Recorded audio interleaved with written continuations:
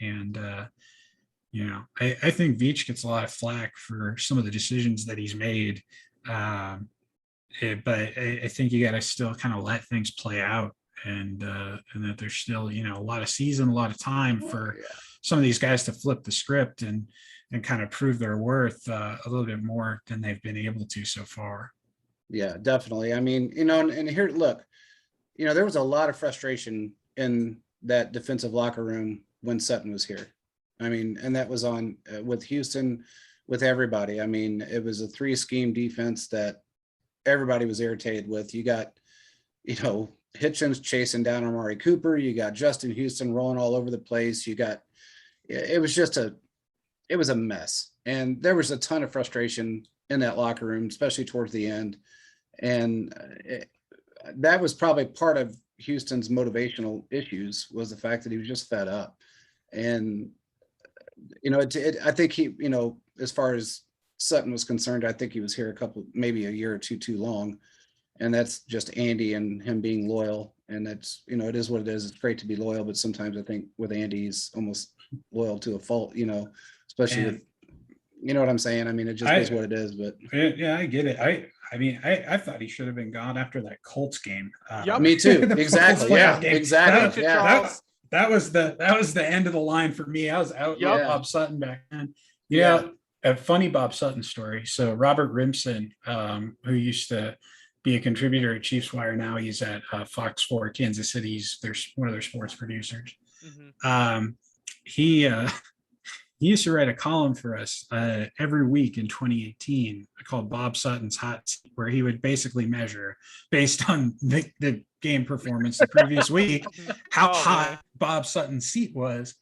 And so we go to the combine later that year, and we're sitting recording a podcast episode, or I think we're recording a podcast episode, and Sutton had been obviously fired after the season.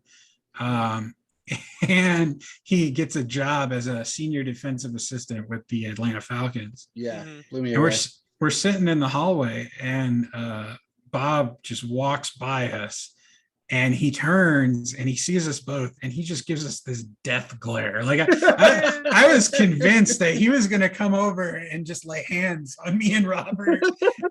And I was like, I've never had somebody look at me like that in my life. I felt a little bad in the moment, but I'm like, man, this is on you. You can't blame. You can't blame. No, he can't blame no one. So that's funny. He can't blame anyone but himself on that, though. I mean, he just, this bend don't break bullshit that he came up with. I mean, that was, I don't care if they get 500-600 yards on us, just keep them out of the end zone. I mean, your defense can only handle so much. And, I mean, leaving him on the field like he did and putting him through what he put him through was just madness. I mean, absolute madness. And, you can't blame any player for being pissed off, because they lived through some hell. I mean, pure hell. He was a little stubborn. He was set in his ways. I mean, he must have listened. Sorry, go ahead. No, he did the background, at Army. And college ball, and that's you got that kind of military mindset, and that's what I'm told he kind of brought to the NFL. And it was a little didn't quite work all the time. No, not at all. That's true. But real quick, Charles, I know you have to go pretty soon.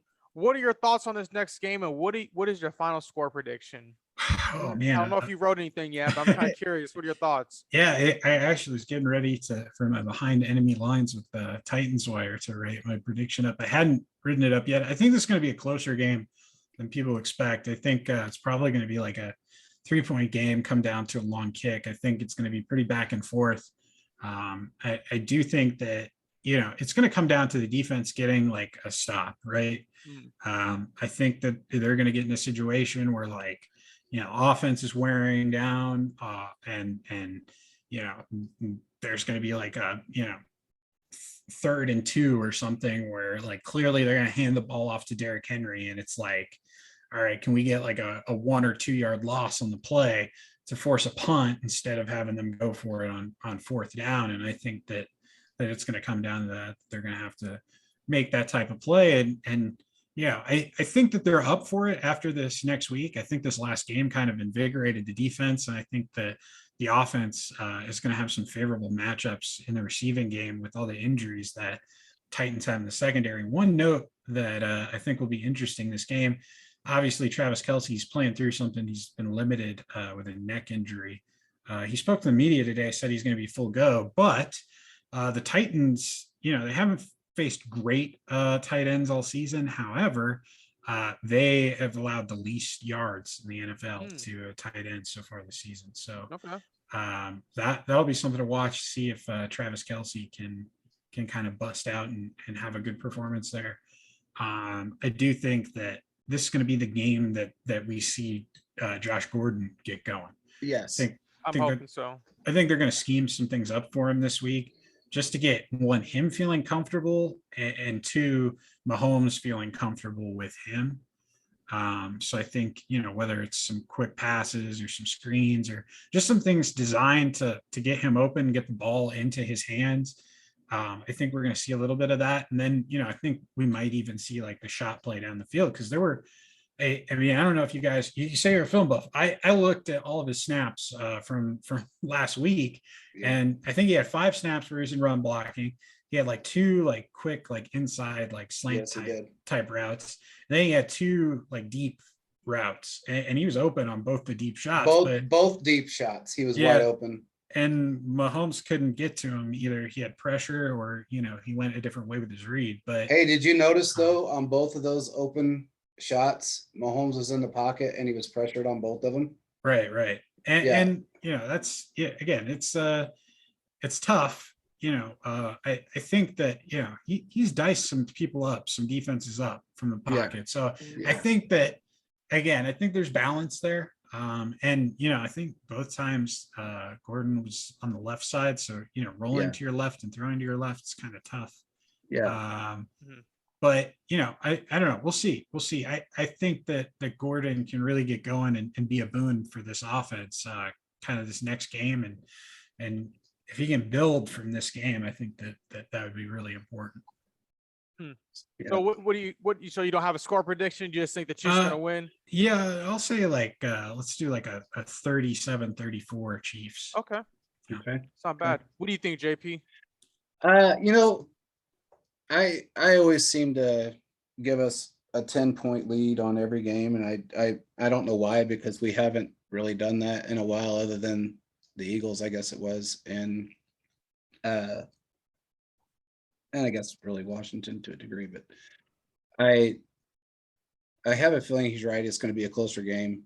I think the defense is still going to hold, and I think they're reeling from last week. So I am going to give them a little bit more cushion, or a little bit more praise this week. And I think it's going to be a 38. I think it's going to be a 38-28 win for the Chiefs. Okay, nice. I think the Chiefs. I think this is going to be a 33-24 game. I think the Chiefs can pull it out, but I think what's going to happen is Derrick Henry might get one, a couple happen here and there, but I think kind of comes down to Mahomes has been doing the dagger this season, putting the nail in the coffin on their final offensive drive. So I think that's kind of where we're looking at so far for the future. But but thank you, Charles. We appreciate you coming on. Well, where can the people follow you and see all your work? Well, before I get into that, I have one question for you. Go ahead. Yeah, man. What if the opposite happens this week? What changes if the Chiefs drop this game, right? Because they'll have lost at that point to Baltimore Ravens, Buffalo Bills, Los Angeles Chargers, now the Tennessee Titans. You're like 0-4 against like the powerhouse team, so to speak, in the AFC. I mean, does that change the outlook of this team and the season, you think? In my opinion, it does. Sorry, go ahead, Caleb. Go ahead, JP. You're good. No, I think it does. I think it's going to change a lot of things as far as the outlook of not so much the offense. Well, I take that back. It will to a degree. It's going to change the outlook of a lot of things. It's going to change the outlook of how they've utilized Mahomes this season. I think how they've utilized the other receivers that they have, and relying on Hill and Kelce as much as they have, even though they've been blanketed so much. And I also believe that it really is going to make a difference on the defensive side of the ball. Not only prior mistakes as far as scheme, positioning, players and putting those players rotation in and out, but who we're going to have to acquire moving forward. Because this is not the team that we have been. You know, Charles, you saw it with everybody else. We progressed as a defense after, you know, when we got rid of Sutton, brought in Spags, we were still ranked dead last. We progressively moved up 27th, 24th, 17th, 13th, ended up, I think, 6th overall or 7th overall that season. And then we ended up, I think, 16th or 17th overall. And then we just went and took this tank nosedive to dead last in almost every category and on defense for the first 5-6 weeks of the season. And that has there, it's really not a lot of difference on the defense side of the ball other than injury. You know what I'm saying? It's not, I mean, it's not like we've not changed a whole lot of things. We've had injuries. Well, You know, I we've think got- one of the big glaring ones, right, is Chris Jones. And his Chris move to Jones, end. exactly. Yeah. Moving to defensive end, that was huge. I mean, and now he's going back to the inside this week, which is huge. He needs to be on the inside. And I think that experiment's over, but Yeah. Well, I'll raise another interesting question, right? With that is because Jones, he dropped some weight this offseason to Yeah. play on the edge. Is he going to be as effective on the inside at his current playing weight? I don't know. Right? I think that's a strange thing. We're gonna have to see that, you know, if he moves there and is more of an every down player there. well, I think if he, you know, if anything, you lost weight and you may have gained muscle. That might be a good thing. You know, you never know. Maybe. Possible. So, you know, it can go both directions. What do you think, Caleb? I think when it comes down to it, if they lose, the whole staff, there has to be reflection, and egos need to be put aside, and changes need to be made, and we need to let players play who they've just been letting sit. From what we had on our last podcast, and I forgot who our guest was, unfortunately, my bad. But it seemed like, no, actually, it was Harold Kuntz. It basically kind of showed that Spags was doing everyone in a tier list. And like, you can do that, but there's sometimes in a situation like you're playing on Madden, the guy who maybe 66 overall is going to be able to stop a Julio doing a quick slant just because of the speed. So, I mean, I know that's a different comparison, but you got to get out of that. Okay, Sorensen's here, Thornhill's here, Watson's here. I'm like, look, you need to maybe The move depth chart Sorensen. mindset. Yeah, you got to move that around and make it better. When it comes to the offensive side of the ball, they just got to play mistake-free football and keep doing their thing. Keep playing like they did in the second half because it's going to make everything a lot better for them. That's the biggest thing. And he's right. I mean, you know, you can't just base it off a depth chart. And that's the one thing that Spags does is he doesn't feel like that because this player may be better suited for this particular offense that we're going against. He doesn't think that maybe I should just switch the depth chart up because of this. And that's something that you can't do. You have to play your players that are suited against who you're going against. And if you know they're going to be better, the depth, you know, this isn't 1998. This isn't 2005. This is 2021. You have to change with the times. And it just is what it is. You've got to play your players that are suited to who you're going against. And whether they're fifth on your depth chart or first on your depth chart, it makes no difference. If they're going to be great against that, who you're going against, then play that player. It is what it is. You know, if you need somebody's speed, you need somebody with strength, you need somebody, whatever the case may be, you need that person out there. And that's been proven this year. I mean, it's not just with our team, it's with a lot of teams. It's with every team. Mm-hmm. What was your next one, Charles? You said you had something else. Did I totally brain for it. Just You're good, man. But Eddie, yeah, it's been great talking with you guys. Yeah, today. man. Appreciate We it, dude. appreciate it. Yeah. Well, Yeah. thanks for coming on, man. Yeah, thank Yeah, you. Where can the people absolutely. follow you? Oh, You remembered it? absolutely. You can check out all of our writing over at chiefswire.usatoday.com. You can follow me on Twitter at goldmctnfl. You can follow the website at the Chiefs Wire. On Facebook, we are facebook.com/chiefswire. And check us out. We also do a podcast every week, the Chiefs Wire podcast. You can find us on all your favorite podcasting platforms. We're out there. And yeah, again, I appreciate you guys having me on, and look forward to doing it again here in the future. Sounds Yeah. good, man. We appreciate Thanks, you coming Charles. on.